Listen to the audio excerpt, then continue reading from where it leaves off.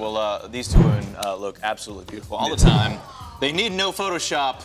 It's the budget babes. I love it when you guys schmooze. All right, so it is officially fall. You know, temperatures are just going to keep getting colder. But ladies, you want your look to stay hot throughout the fall and winter months. So we set out to find what are going to be the hottest trends this season, but more importantly, how to keep your look staying fresh all while being frugal. Yes, so we brought in hairstylist and makeup artist Anna Come on Todd in to help here. us sort through all the products and help us figure out which products are worth it and how to look chic on the cheap. Yeah, all right. So Anna, based on everything you've seen, let's first talk about the hottest trends for the season. And you say there are 4 really hot ones that we need to be looking for. Yeah, so what we're seeing all over the runway this fall are all about having a really fresh, clean face, natural look.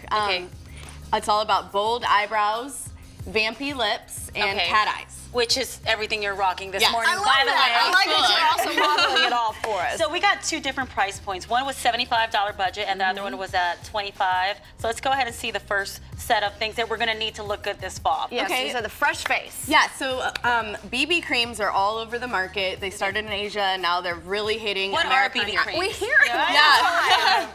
So BB creams are really several products put into one. You're gonna have your moisturizer, your tint to it, so it's a little bit of coverage. It's gonna have skin perfecting qualities, so antioxidants and skin smoothing.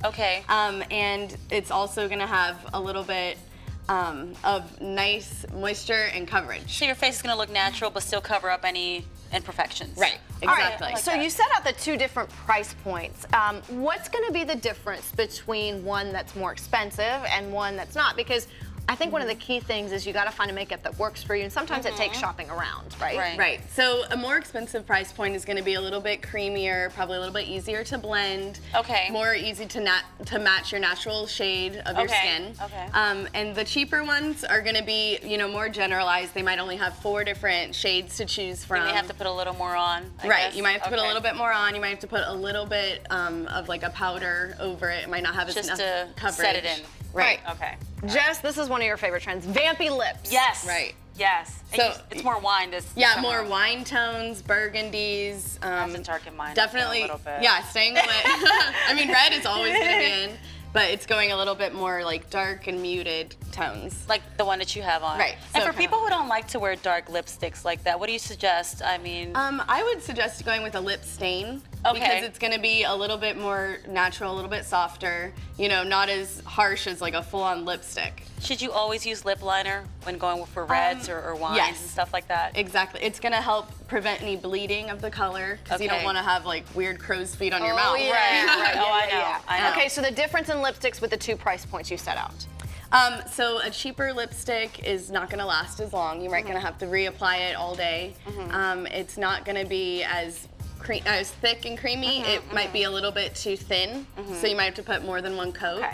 And the more expensive lipstick usually have nutrients in it, like oils and vitamin E to help kind of nourish your lips while you're wearing the makeup. Okay, and so then the brows, you put the same product in both of them because you said that the key was a powder, right? Right. I like to use a powder with a little bit of a brow brush versus using a brow pencil. I think it's a little softer and more natural. Doesn't look more like natural, Sharpie look. Easier to blend with your color because everyone has a different hair shade. Really, really quickly, cat eyes. You had 2 different products again. Right. For a cheaper cat eye, you can go with just a plain old kohl eyeliner. It's going to be pretty much foolproof.